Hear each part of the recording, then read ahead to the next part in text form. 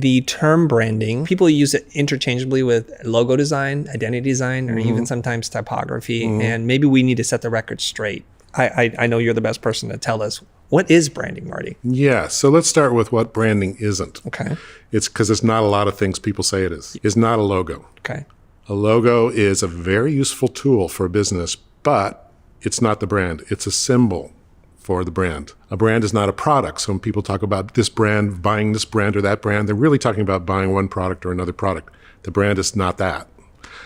People say the brand is a promise the company makes to customers, and there's some truth in that. Yep. I mean, it does end up acting as a promise, but that's not what it is either.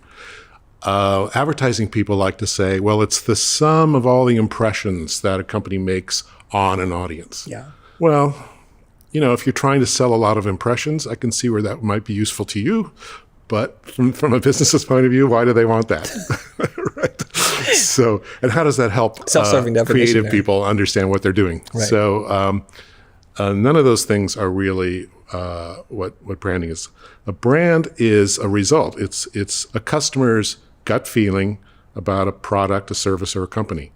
It ends up in their heads, in their hearts. They take whatever raw materials you throw at them and they make something out of it. But they're making it, they're creating it.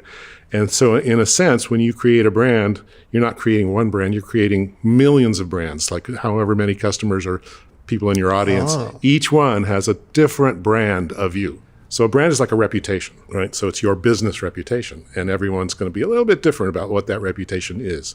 And that's okay, as long as you've got it corralled mostly where you want it and that it's beneficial to the company. So we tend to look at companies and designers tend to look at branding as, from our point of view, like this is something we're doing. We're telling a story. We're making a claim. We're making a pitch. And that's what we do, but that's not what a brand is. A brand is the result of that. And if you don't start there, you don't know what you're doing. You actually don't know what you think you know what you're doing, but you don't.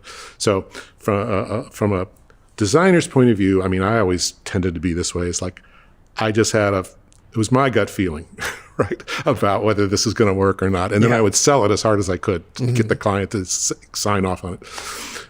From the client's point of view, they're going, well, it's a checklist. I got the logo, I got the tagline, I got the ad campaign, click, check, and they think they're done. Right. None of that's right.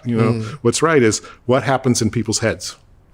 Like, what have we achieved? Like, what's the reputation that we've created through the products we're putting out, like the design of the products, the messaging we're putting out, the look and feel of them, our culture, how does that affect people? How our employees behave, how is that affecting our reputation? All that stuff counts. So it's a big world, and it actually takes in almost all of business. Not so much finance, but finance is involved too, because finance has to greenlight all these things.